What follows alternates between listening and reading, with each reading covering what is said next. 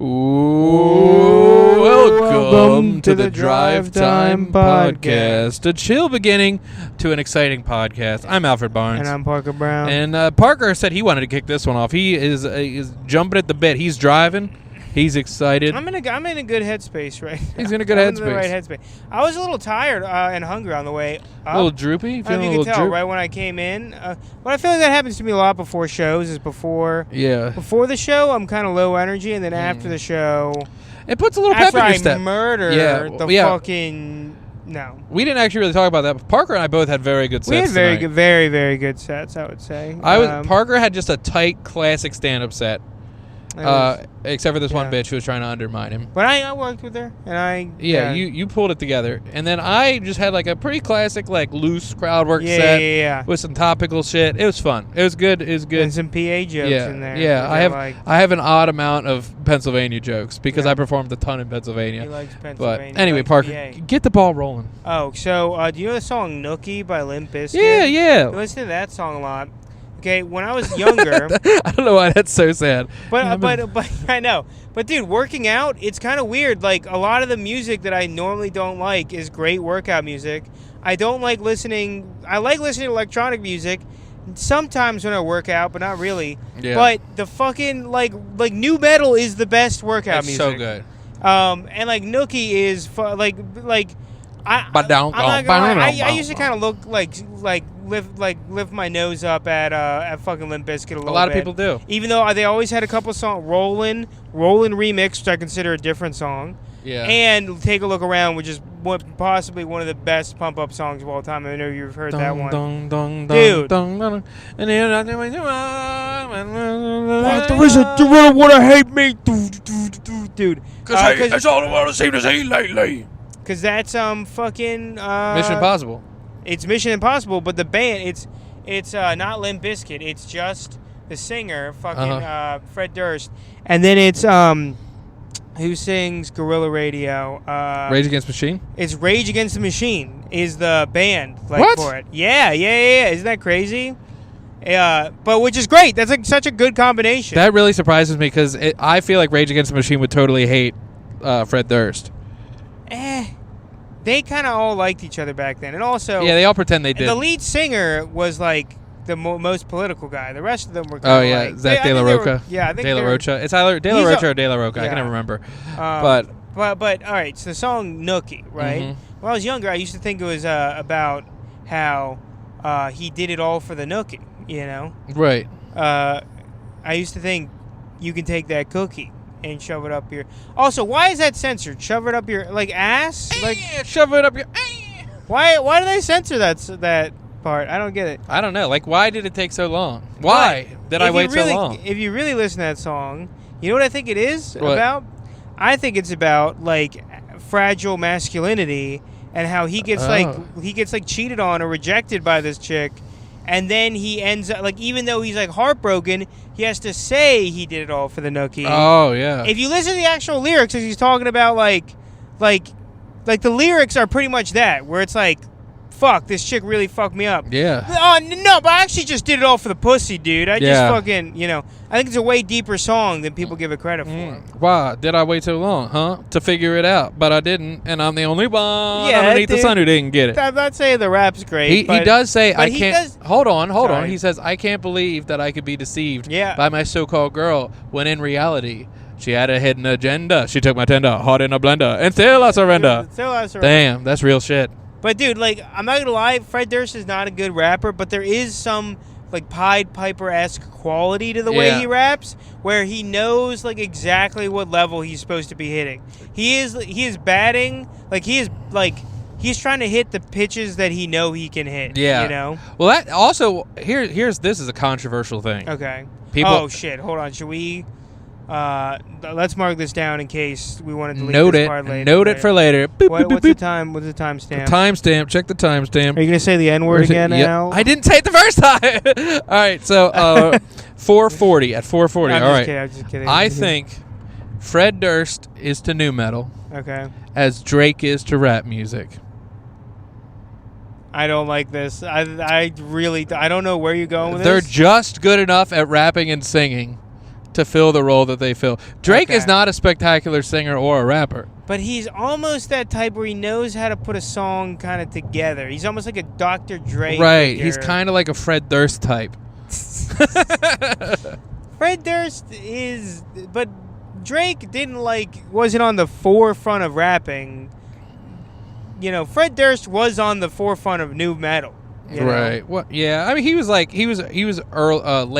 first wave. He was late first wave. Right. Because I think a lot of people... Who was the early first wave? A lot of people credit Korn with it. I think you could also make the argument for a band called Sepultura. They had kind of a similar vibe riff-wise. And I think also new metal, a lot of people think it's just rap metal, but it's really the combining of other genres into metal music. Right. It's more of a blanket term. So, like, Sepultura incorporated a lot of, like, Brazilian drumming and shit like that because they're from Brazil. They got some cool shit, by the way. Roots, Bloody Roots is the best metal song ever to me. But probably listen to that one. It's got a juicy breakdown.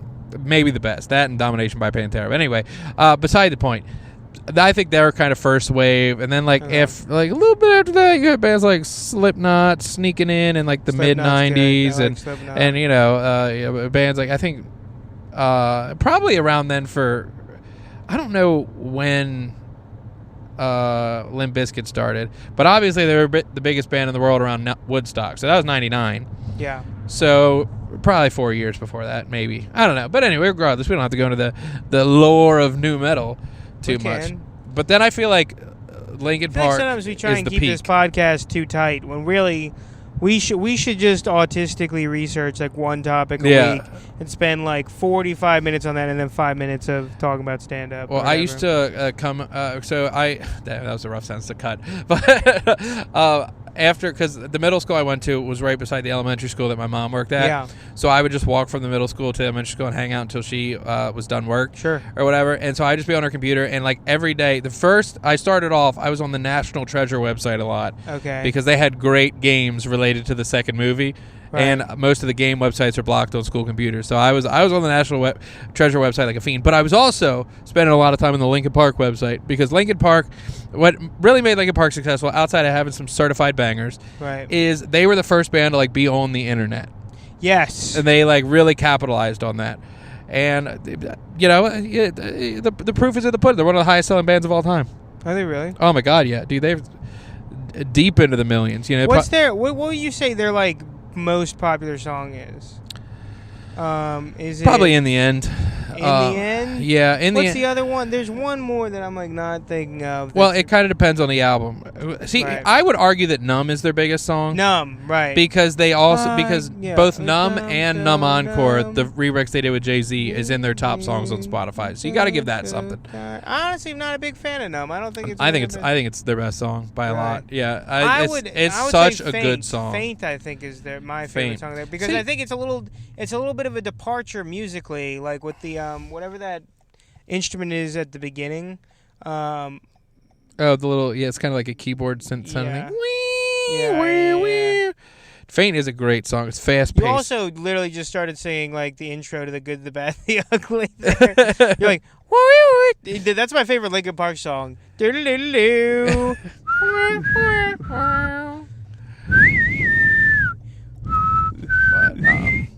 Anyway, but have we talked about The Good, the Bad, and the Ugly yet? I don't know that we have. It's actually a flick I've never seen all the way through. It's very long. I am not a The Good, the Bad, the Ugly hater per se. You just like the good? Do you like the bad? What's your favorite piece of the trifecta?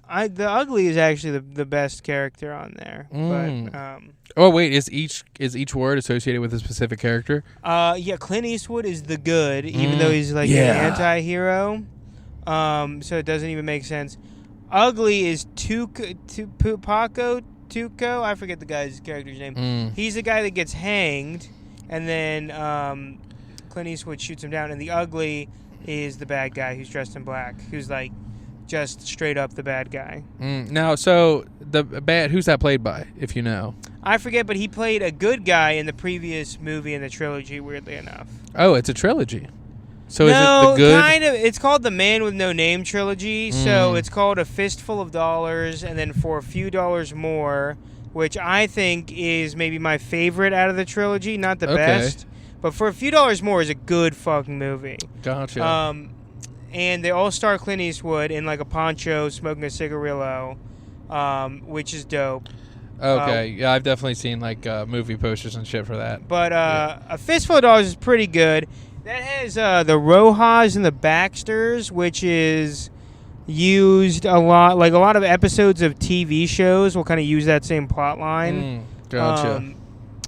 But A Few Dollars More is about a bank robbery, I think, and a heist. And there's a watch component. This dude, like, his dad gave him a watch, and he like rapes some chick every time the watch, something to do with the watch. What the fuck, dude?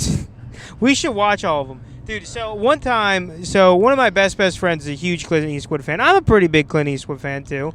I think he's a great director. Honestly, he's really like dude. Do you remember me talking about that movie Unforgiven on the podcast? Yeah. That movie won the Academy Award for Best Movie. Yeah. The yeah movie. What the fuck? This is like maybe a 7.5 out of 10 movie. It won the Academy Award for Best Movie. Clint Eastwood just going, yeah. Yeah. You're Clint Eastwood. You're the guy who had sex with the Barney costume and then sent it back to Goodwill after. Yeah. Dude, that won the Academy Award for Best Movie. I didn't even fucking know that shit. Jesus. And because Clint Eastwood directed that, and he won the Academy Award for directing. Did Ryan Gosling? Holy shit! Did Ryan Gosling win that award for I'm Just Ken? No. Damn. I feel like they felt they couldn't. Yeah. They couldn't after the backlash. They couldn't because they're fucking pussy. Who cares about the Oscars anymore? Emma Stone won a movie for playing a girl that gets fucked in the ass. Oh, like dude, Caleb went on a 3-day rant about that flick. For what's it called? Poor Things. Poor Things. Yeah. Yeah, dude, he was like. Yeah, the poor thing is my penis after I beat off to that movie. However many times I did. That's a poor thing. Fucking hell. Yeah, dude, I don't know. Dude, the movies this year, The Leftovers is like supposed to be one of the best movies of all time. That movie looks like it sucks my fucking dick, dude. Well, Caleb was telling me about. Oh, it's like a bunch of people in a school on winter break. Kill yourself. What was that super weird movie? Where is Goodfellas? Where are the mafia? Like, dude. Where was that? What was that movie that came out relatively recently that was getting really polarizing reviews? What movie? Saltburn? Yeah. Yeah, because it's the worst version of a better movie called The Talented Mr. Ripley, which is a better movie. It's a the plot is pretty, like, it's not a spoiler. Yeah. The plot to both of them is this guy who's like a middle class guy, like, kind of gets involved and obsessed with an upper class guy, right? Yeah. And he ends up killing him so that he can keep like living as part of his lifestyle. Does that make sense? Yeah. That's both of the movies. And the Talented Mr. Ripley is like a way, way, way better movie. That is a great movie. Saltburn, I watched it, I was like, fuck this shit.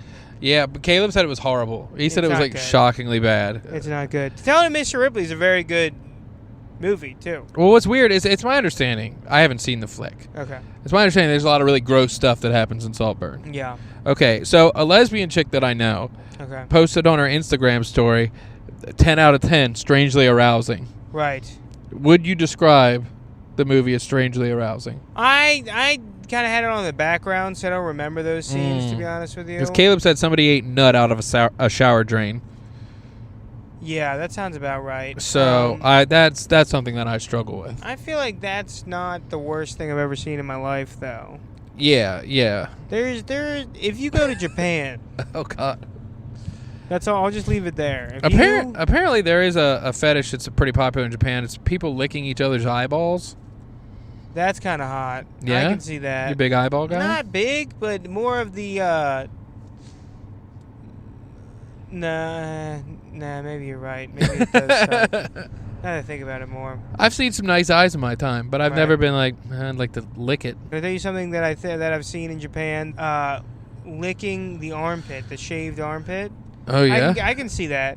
But then there's one that's licking like a hairy armpit. I'm like, oh my God, that's the most disgusting thing I've ever seen in my entire life. Okay, all right. I don't know why. Isn't that weird? It's not something I can get into per se, but look. Okay, cut this part. Cut it. No, here's what I'll say. I think if you're like in a long-term relationship with somebody, you're more willing to do some like like, all right, that's kind of weird, but I says the person who just got married. Okay, what are you trying to say, Al? Trying to say you got pegged? No, I haven't.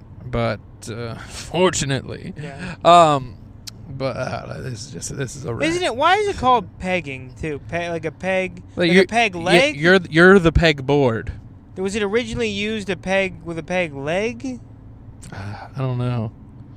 That dude, someone could make. It's from pirate times. Hold on. There's a movie called Vision Quest. I don't know if you've ever seen it. It's a wrestling movie. It's about this guy that wrestles, and like the big thing is this pegboard, right? Do you know what a pegboard is? You have the little pegs, one you climb. You have to climb up the whole. So now I'm just imagining the scene from Vision Quest, but instead of it being like it's still a pegboard, but it's like a bunch of like assholes instead of like a board, just climbing up. You have to do the pegboard. Yeah. Yeah. Sorry. Dude, that movie's crazy. I like Vision Quest. Vision Quest is a good fucking movie. I feel like I haven't seen a lot of these movies. I feel like every single person that wrestled it's just if you wrestled in high school. Some guy will be like, "Did you watch Vision Quest?" Like the whole thing is he has to cut weight too. Yeah. And he like is cutting too much weight, so he starts like having nosebleeds and he starts passing out. Oh Jesus! Shit. I'm like, dude, you fucking pussy. Dude. For me right now, like I'm probably eating less than he did and working out more, and I didn't fucking pass out like a fucking idiot. Do you think for you that's a movie like that you relate to the most because of something that you experience? Like because for me, like it's when I watch like Waiting, I'm like I remember this from working in a restaurant. Right. Like this is very accurate. Or even have you seen The Foot Fist Way with Danny McBride? Yeah. So like the first maybe 10 minutes of that is a very accurate depiction at working at like a martial arts school. You're like, yeah, this is kind of work, especially because at the beginning he's working a martial arts booth at like an event, and it's like you could just tell he's done. And I'm like, yeah, I've been there before, like exactly there. Like it's a very specific thing. He fights the guy at the end. Yeah. But can I give you maybe I see where you're going with this. Like you connect. I really didn't connect with Vision Quest. One, it's an '80s movie, and like the '80s was one of the worst.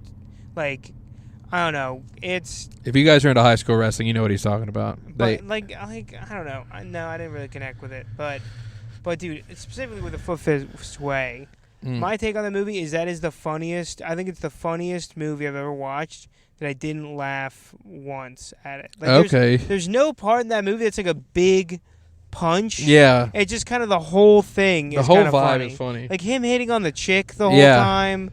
The whole vibe is funny. The fight at the end is very funny, but it's all like it's all like conceptually funny, Yeah, and it's hilarious. Like you're so glad you watched it at the end, but like I don't think I laughed out loud like one time. Yeah, so that movie, I think Danny McBride wrote it.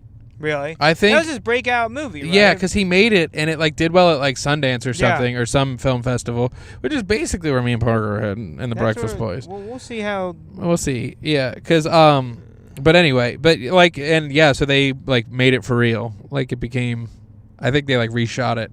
Really? With better stuff. Yeah. Oh, so like the first one was kind of more amateurish. Yeah, I think so. Which I think is honestly kind of what I like about doing these, writing these shorts and stuff. Is it's like we might not be able to get the high production value, but this could be something. Like not with the short we did for the Kevin Smith thing, but like in that vein, I've got like 20. I got about 30 some pages of a movie script I've been working on. 30 minutes. Yeah, that Caleb got a kick out of it. He thought it was good, so I'd like You are a very good writer. I appreciate you saying that. Well, you know what I was thinking? So the guy who invented Pokemon, he liked bug catching, so he invented Pokemon. Really? Danny McBride obviously knew about karate. So right. The Foot Fist Way. What do we know about? Stand-up comedy. Movie about stand-up comedy sounds like the worst fucking movie. It sounds so bad. That is the worst fucking movie ever. I know we shit on stand-up comedy. I like, especially nights like tonight, it makes it all worth it. Like, it's super fun. Like, it's not like tonight is the most memorable night of my life, but going up in a crowd and having like a really good set, it's fucking awesome. Getting paid a couple dollars. It's fucking awesome. Yeah. And I know we make fun of it a lot, but a movie about stand-up comedy. There's one with Adam Sandler that's like kind of like funny people. I haven't seen funny people. It's like Seth Rogen is a stand-up. It's like, who the fuck? Like, what? Out of the millions of stand-ups that like also are in movies, you picked Seth Rogen? You know, have you seen The Big Sick? No. Okay. So that's another movie that I saw, and I was like, the worst people are telling me this is a great movie. Yeah, it's all right. I didn't hate it, but what I loved about it is it's a movie about a stand-up comedian, and they're like, this movie's not very great. Somebody should have cancer. And that's the movie. Really? Yeah, that's the whole film. That's literally the plot of Funny People as well. Oh, really? Adam Sandler's a stand-up who gets cancer. Like, I'm not even kidding you. That's literally the plot of Funny People. Okay, so for this, his girlfriend gets cancer. Oh, okay. Oh, they do. Big change. Big twist. Dude, that's kind of fucked up, though. I feel like they kind of did rip off Funny People there. If it's his girlfriend that gets cancer. It's not a bad movie. It's kind of... So he has to do stand-up while his girlfriend... Dude, that's his opener right there. Yeah. So my girlfriend has cancer, so that's a thing. That's a thing. Anyone else's girlfriend turned into a giant bitch after they got cancer? Yeah. My chemotherapy. Dude, so let's just say I haven't had sex in a long time. Just starts humping the stool. I found a Cumtown bit we're at that level now where I can just talk about a Cumtown bit. Yeah. That I think it might be my favorite one. It's he's doing the guy at the children's hospital No, I'm not even going to be able to describe. Cut this shit. Cut this fucking shit out. Cut it. We'll leave it in just so people know that we didn't cut it because we're real like that. But you're right, dude. Doing a movie about stand-up comedy, because you also, and I think it'd be super uncomfortable, is doing like multiple takes of somebody doing a stand-up set. Yeah, and having like the audience have to laugh. All right, can we get bigger laughs? Do you know how demoralizing that would be as like a comedian? But also, it's like you'd have to get someone to write good stand-up comedy. Yeah. Well, also, and I get like you're filming a special, you want there to be big laughs, you don't have to dub it over. But me and you went to that special taping, right? I don't want to. I mean, it was Tommy Simbazo. It's fine. Who's I didn't go to Tommy's. Oh, okay. I wanted went to go. He's phenomenal. He killed. He murdered. We love Tommy. He murdered the whole time. But like, it's also like there was an issue with the audio, and so they were like, "Hey, can you do the first 2 minutes again?" And I was like, "Oh, that sucks." Yeah, that does suck. It was a super funny 2 minutes. Like people laughed genuinely the second time, but I was like, "Dude, that is like horrible." And like, it's also like before, because I've been to more than one, and when you're at them, they're like, "All right, guys, make sure you laugh big," and I'm like, "Don't tell me how to laugh." Yeah. I get pissed off. I understand what's happening here. Yeah. All right, like.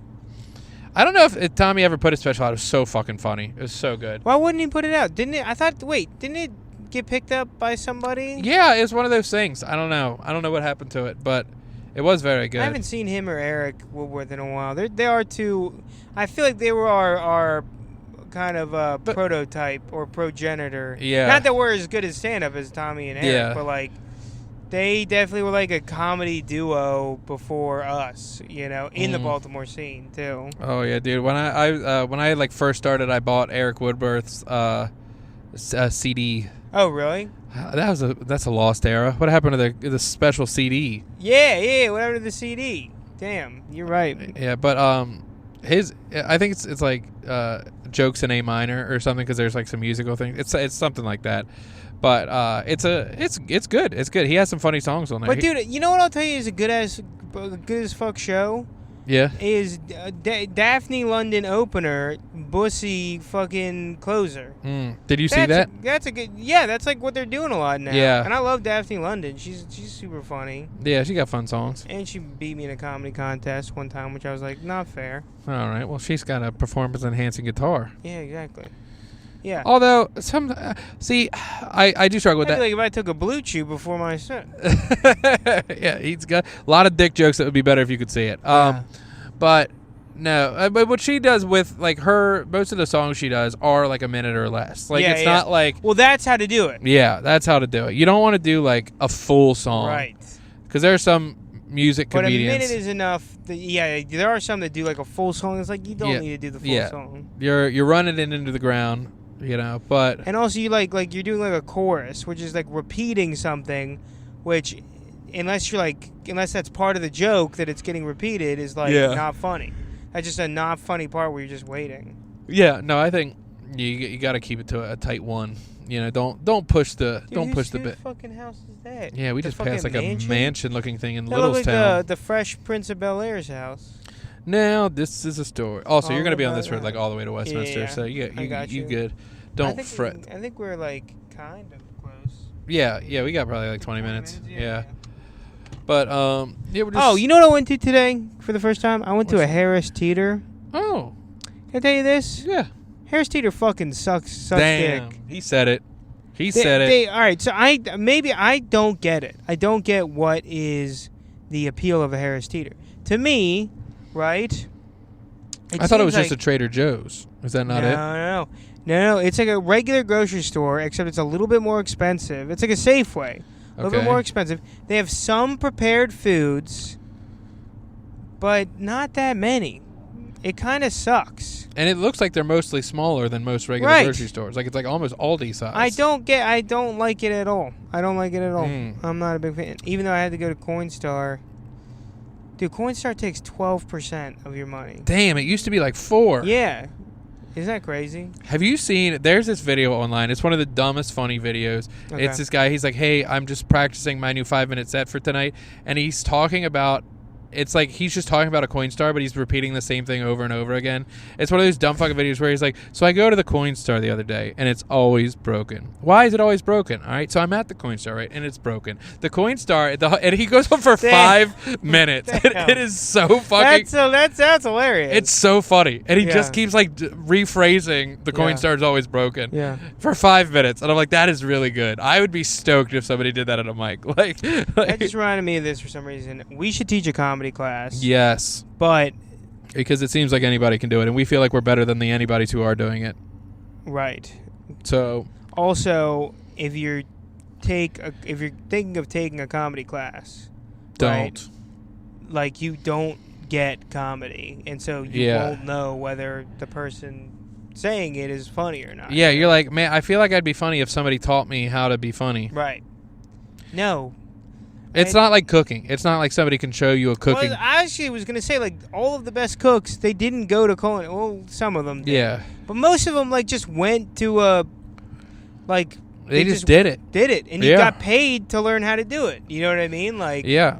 But, you know. Yeah. I remember here's a better example. Okay. It's like, there are people who go to bartending school. Right. But most of the best bartenders are just bartenders. Yeah. They didn't go to bartending school. Right.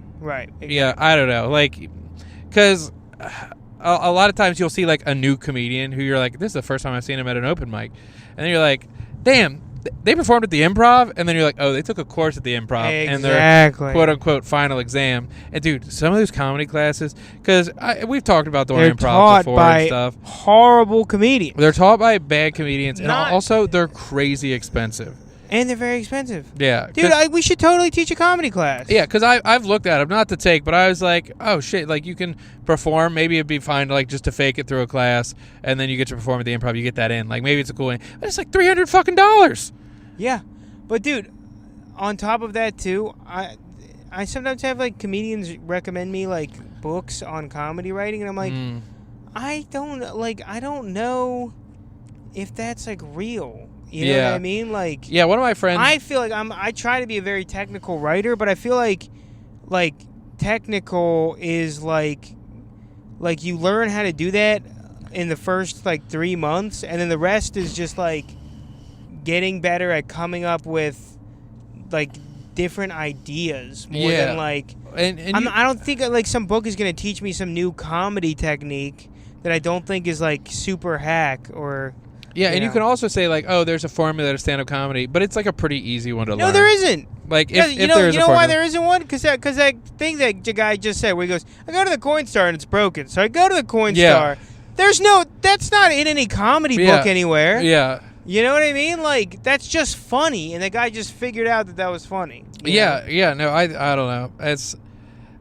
I think, like, because my friend... That place called the Maryland Mallet? Yeah, they're pretty popular. Buy, like, hammers? Is it like a crab place? Yeah, the crab place. Oh, okay, thank God. I thought you, like, bought mallets there. Yeah, I was like, no, it's pretty popular because it's, like, one of those places that's just far enough away to make it feel like you're going somewhere from, like, downtown Westminster. Dude, did I got one more thing I can talk about? Yeah, we got time. I wanted to say one more thing about the comedy thing. Go ahead.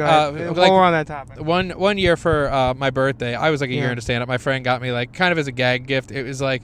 how to do, like, how to be funny, or like how to stand-up comedian kind of thing. Right. But like most of it, I was like, this is fucking stupid. Like but it was like only the first chapter was about stand-up, and then the rest was like, here's how to get a pilot on TV. Here's how to, and I was like, oh, all this other stuff that's not about stand-up is so much more useful. Oh, yeah, you know, you just kind of like flip past it because I had already been doing it long enough. I was like, but like how to write a script, like I don't know how to write a script. Yeah, you it was like, actually have to know, like, okay, this is how you do it. Like, generally, here's the structure.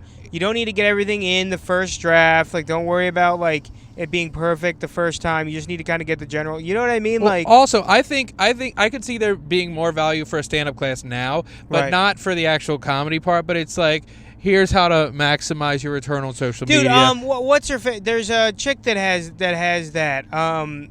Fuck, what's her name?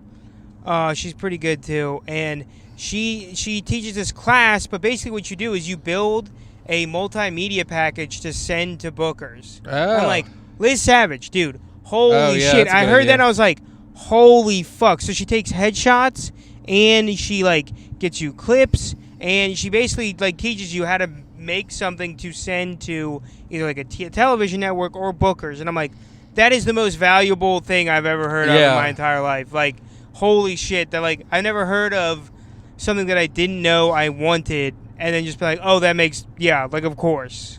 Well, yeah, I think pretty much all that matters in comedy, genuinely. I mean, like, a social media presence is pretty important now to posting clips and stuff. Yeah. Just, like, that's the current pipeline. I think the main thing is you have to be funny. And also, I think, like, funny is the main thing by a lot. But also just, like, being decent at networking, like, talking to other comedians. 100%. Because I got booked at shows that I was not ready for a lot when I started off. Because I would just, like, shoot the shit with people all the time. I'd be like, hey, you're doing a show, like, can I hop on? Like, that kind of thing. And totally. And also what I did, because our good friend Caleb, pretty notorious for flaking on shows, I would just go to shows that he was booked on because I knew he wouldn't show up, and I would take his spot. I did that all the time. That's how I got, like, good spots early on, because Caleb was a lot better than me.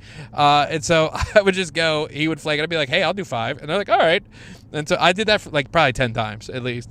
That's crazy. Yeah, that's kind of a funny, very specific situation. We should put that in our comedy classes. All right. All right. You gotta find someone that's funny but flaky, but not good at showing up for things. Yeah. All right.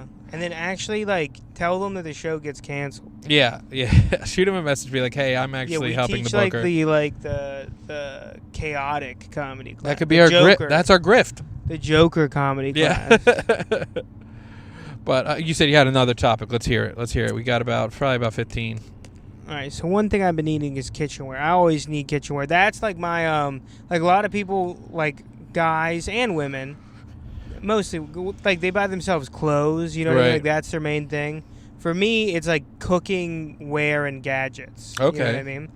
So I go and I'm like, all right, let me go to this place, Sur La Table, right, which is a place I know. They have like knife sharpeners. I got a couple things I need. I need like a lasagna tray because for the dinner party, I'm gonna do lasagna. I needed like a lasagna tray. I needed like I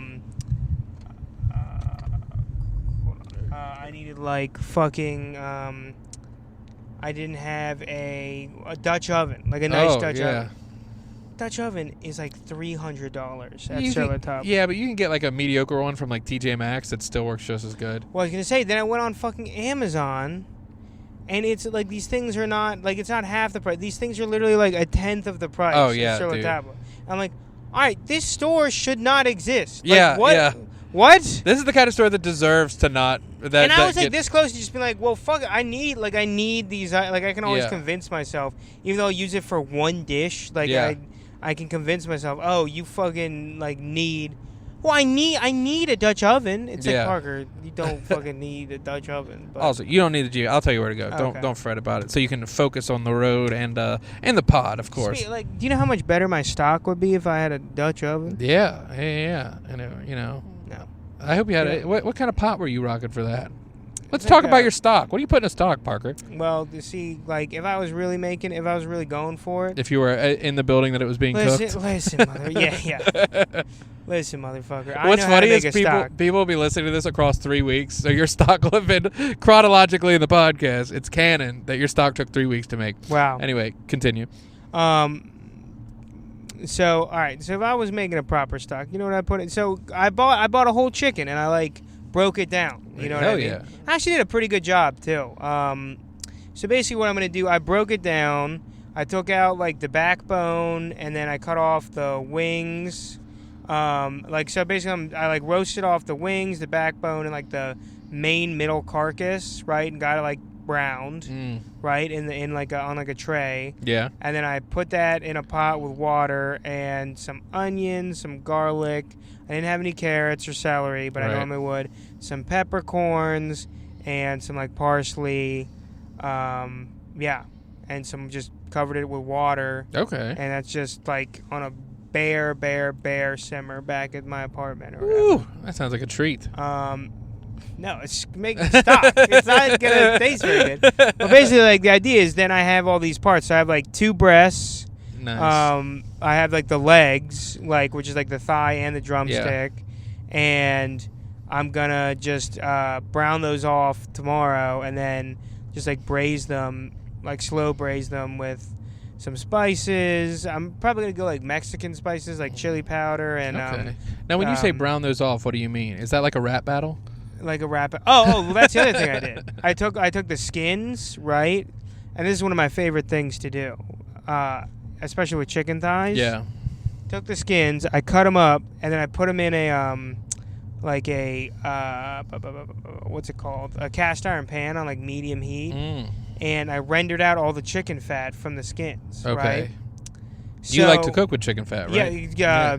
Schmaltz is what I believe the technical term. That shit actually, I really do think like tastes really good. Like sometimes like I've cooked with lard before, and you're like, this doesn't really have any flavor. You know what I mean? Yeah. I haven't used beef tallow before. Duck fat does have flavor too, but chicken fat is like holy shit. Like this fucking like makes things taste chickeny. You know what I mean? So I'm gonna brown them off, and what I mean is like I'm gonna get a cast iron skillet, get it ripping hot, and then you just put it in on each side for like a minute, so it's still completely raw in the middle, and then you just have developed a lot more flavor. Right. Way. To the left. Yeah. To the left. But that's like a general cooking thing too. Is like searing something off and then finishing it in the oven. Left. No, like right there, Parker. On the road. Sorry.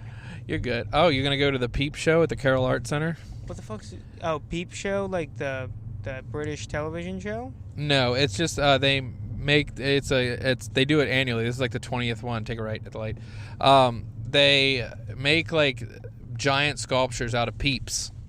Oh wow, it's like the dessert peep. Yeah, exactly. But actually, the place where I work, we won a couple years, like way back. Yeah, before I even started working there. That's pretty cool. Yeah, we did like this giant Ninja Turtle sculpture. It was like a whole thing. Oh yeah. But yeah, just cruising along, hanging out. Good night overall. Dude, I think a very good night. 3 podcasts in. I had a glass of peach wine at the show because Parker got a diet pop.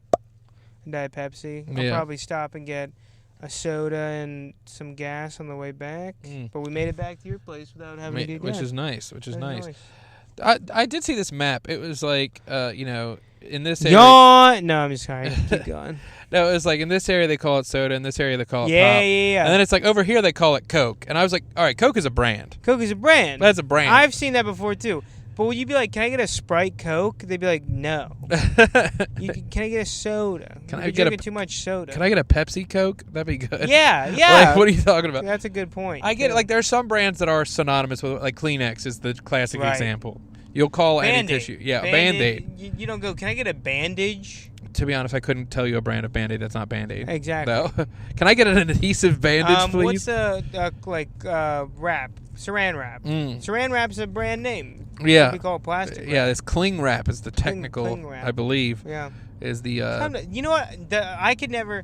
Can I tell you something that gets me? Is I don't understand what surfaces cling wrap will cling to. Okay. Sometimes it clings to stuff, and sometimes it doesn't. And sometimes it doesn't. And like when it doesn't, I'm always surprised. I'm always like, huh? Why aren't you clinging? Yeah, they should put what's going on? Circumstantially cling wrap. Circumstantially cling. And I understand the appeal is that it clings to itself, so you can create kind of a seal. Yeah. The problem is I think it adheres that, man, it's a boring fucking topic. No, I got it. I was gonna say, the thing I hate about cling wrap is like it'll text me like, what are you doing tonight? I'm like, leave me the fuck alone, cling wrap. Right. Yeah. Get the fuck out of here. I didn't realize this was an actual stop sign situation. Yeah, I don't really come to a complete stop at this one often. If you guys were wondering, we're talking about the stop sign at Bond Street and Ridge Road. Dude, can I tell you another thing I've been craving from when I get off my diet? Okay. Cereal. I'm going to probably get just like 3 boxes. What cereal? What are you thinking? Oh, dude, it's been weird ones too. Like, I just want like the cinnamon Chex. I don't know if you know that one. The Rich Man Cinnamon Toast Crunch is what they call it. The Rich Man Cinnamon Toast Crunch. That's what they call it. But like, I like that. That one I kind of like to eat like a little bit soggy, weirdly enough. And the other one that I've been craving is just fucking Fruity Pebbles. Oh yeah, that's a classic. The Fruity Pebbles with the perfect milk ratio, so that it's all kind of. Like, I don't like it too much milk in my Fruity Pebbles. You know what I mean? Yeah, I've had kind of a late in life Frosted Flakes renaissance. I was never... Dude, Frosted Flakes is, like, top tier. Yeah, I was never a big Frosted Flakes guy. But then, like, maybe when I hit, like, 22, all of a sudden I was like, this is a good fucking cereal. Good cereal. Rice Krispies is good if you can eat really fast. Right. Because they get too soggy too quick. And also, if you put about a pound, you put like a cup of sugar. Yeah, they need a lot of sugar in there. About a cup, it's good. Now, Cinnamon Toast Crunch, I used to eat it where I would like almost put like the spoon would be half sugar, half cereal. Yeah. No, I'm definitely a Cinnamon Toast Crunch guy. I wanted to like Reese's Puffs more than I did. Reese's Puffs are like such a good concept.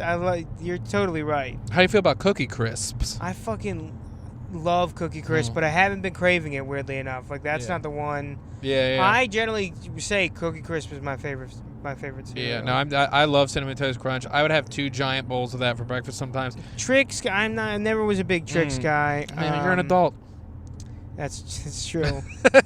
That's true. Apple Jacks, I fuck with some Apple Jacks. I've also had kind of a Honey Nut Cheerios renaissance, too. Dude, that's the thing, is you get older and you start to appreciate the classics more. Yeah. It's more of a refined taste, your palate Cheerios. gets better. Yeah. Especially Honey Nut Cheerios. That's the one. Good for your heart. Yeah, that's good for... Yeah, good for your heart or whatever. It is crazy that I feel like Cheerios was really trying to appeal to 2 very different demographics of their commercials. They were like, we got the fun animated beat for the kids, but also, Grandma's going to die. Grandma will die if she doesn't eat our cereal. Yeah, so let's get Cheerios. Yeah. Middle-aged people ain't going to fuck about. You know, they never had like an English guy going, Cheerio. It's like, okay, what the fuck does this mean then? It was just the B. How close were you to your house again? 5 minutes. Okay. Yeah. That's too long. That's too long. It can't last. Yeah. I think I'm just going to pull off. Oh, wait, do you actually have to pee? No. I can't wait to see if my apartment's burned down. That'll be cool. Yeah, I got to give it to Parker. He's done 3 podcasts now, rife with anxiety that he might not have a home. I'm never doing that again, dude. That shit's scary. Oh, yeah, dude. I get, like, if I leave the house and I'm like 99% sure it's going to be fine, but still there's just like one part of me that's like afraid I'm going to come back in, and I'm like, all right. The concern is if you go back in. But, like, even if all of the water evaporated, like, I still don't think it would catch on fire. Like, right. You know what I mean? No, it wouldn't. Like, the pot it might would just smoke. get a little hot. Yeah, it might smoke a little bit, but whatever. But, yeah, it's. I feel like But you know what? You're also allowed to smoke in my apartment, so. Oh, that's nice. That explains why the hallway smells so weird. Yeah. No, Parker does. That's actually elevator fluid. Oh yeah, it is. No, you did tell me that. It's got an odd musk. Yeah. It's like a metallic smoke. Dude, oh, you know what else? There's something that freaked me out the other today. There are these people in my apartment doing like a scavenger hunt. Okay. Or something, a treasure hunt. I was like, what are you doing? Like throughout the apartment? Like throughout the apartment. Like they're looking for like this stuff that was put around there. I'm like, you don't do that. In an apartment complex? In an apartment complex. I'm like, don't, like, how old are you? Like, these people are like 30. It's in a hallway of doors, on which floor? It's like, dude, what the fuck are you doing? I mean, look, you do have, there's a gym, and there's a lobby, and there's a garage. But outside of that, isn't every floor pretty much the same? Exactly. It's just a lot of hallways with doors. Exactly. You can keep going. You're good. You good. Where you going? Keep on trucking. I wanted to go to the Stone Chapel. Oh, I think I know where we are now. Yeah. Oh, hell yeah, I know where we are. Yeah, we're like a mile. You're going to take a right, and then you're at my humble abode. Yeah, let's see how fast we can fucking get there. Yeah, dude, fucking speed up. And you turn into a little bit of a maniac sometimes. He's a maniac. on the floor. I don't know that I've ever seen Flashdance all the way through. I feel like I don't know what that is. Is that a movie? Yeah.